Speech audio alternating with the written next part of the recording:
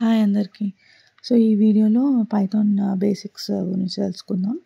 So, మీరు IDLE కానీ, VS code కానీ, జూపిటర్ నోట్‌బుక్ ఏదైనా డౌన్లోడ్ చేసుకోవచ్చు ప్రాక్టీస్ కోసం. సో, ఐడిఎల్ఈ అయితే ఫర్ బిగినర్స్‌కి ఈజీగా ఉంటుంది. అది యూజర్ ఫ్రెండ్లీ లాగా జస్ట్ టెక్స్ట్ లాగే ఉంటుందది.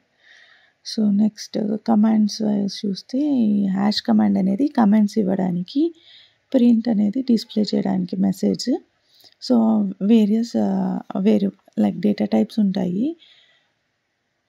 సో, మనం ఆ వేరియబుల్‌లో సేవ్ చేసుకొని ఇప్పుడు నేమ్ అనే వేరియబుల్‌లో వాల్యూ ఉందనుకో అది స్ట్రింగ్‌గా సేవ్ అవుతది. ఆటోమేటిక్‌గా పైథాన్ సేవ్ చేసేస్తుంది. దాని వాల్యూ బట్టి మనం స్పెసిఫై చేయక్కర్లేదు. ఆటోమేటిక్‌గా తీసుకుంటుంది. సో, ఇప్పుడు నెక్స్ట్ ఇన్పుట్ అనేది ఎలా ఇస్తాం మనం ఇట్లాగా ఒక వేరియబుల్‌లో వాట్ ఈస్ యువర్ నేమ్ అని చెప్పి ఇచ్చి ఆ నేమ్ అనేది వేరియబుల్. సో, అది ఇన్పుట్.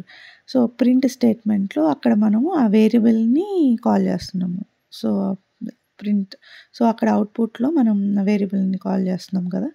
సో, ఇక్కడ నేమ్‌లో ఫస్ట్ లెటర్ క్యాపిటల్ ఎన్ అని ఇచ్చామనుకో ఎర్రర్ వస్తుంది. నేమ్ నాట్ డిఫైన్డ్ అని. ఎందుకంటే పైథాన్ అనేది case sensitive. So, basic operators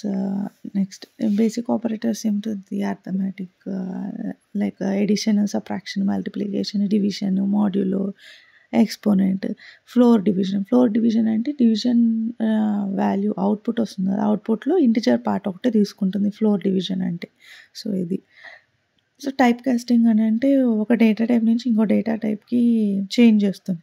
ఇప్పుడు మనం అక్కడ నమ్ స్ట్రింగ్ అనేది అది స్ట్రింగ్ వాల్యూ. అది ఇంటిజర్ కానీ స్ట్రింగ్ వాల్యూలో స్టోర్ చేస్తున్నాం. అది మనం ఇంటిజర్‌కి మార్చుకోవాలి అన్నప్పుడు ఇంట్ ఆఫ్ ఆ వేరియబుల్ నేమ్ ఇస్తే ఇంటిజర్‌కి మారుతది. సో, అలాగే ఏ డేటా టైప్ అయినా మనం మార్చుకోవచ్చు, కాస్టింగ్ చేసుకోవచ్చు.